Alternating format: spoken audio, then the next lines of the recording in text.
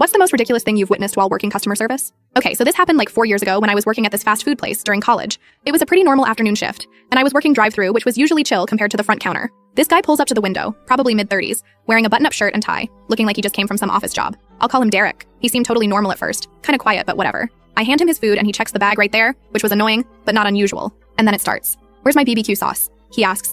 And I'm like, "Oh, sorry about that," and reach for some sauce packets. We kept them right by the window for this exact reason, but then he's like, "No, I ordered the spicy sauce, not BBQ." I apologize again and check his order on the screen. There's nothing about spicy sauce on his order, but whatever. Customers are always right or whatever that BS is. I tell him, "Sorry about that, let me grab you some spicy sauce," and turn to ask my coworker to grab some from the back because we were out at the window. This is when Derek changes? IDK how to explain it. But his face got all red and he started gripping his steering wheel super tight. "Are you kidding me right now?" he says, and his voice is getting louder. "I specifically asked for spicy sauce. It's the only reason I came here." I'm trying to stay calm and explain that we're getting his sauce, it'll just take a minute, but he cuts me off. "I don't have a minute. I have been waiting in this line for 15 minutes already, and now you're telling me you don't have my sauce ready?" The line had been like 3 cars max, but okay, dude. I apologize again, and my coworker is already heading to the back to grab the sauce. The cars behind him are starting to honk because he's been at my window for way too long at this point. That's when he completely loses it. He slams his hand on his dashboard and starts yelling about how this always happens and how nobody in this place knows how to do their job. And he's never coming back. Promises? Promises LOL. I'm just standing there like, because YF, it's just sauce? And then he does something I still can't believe. He throws his entire meal back through the window at me, like full force.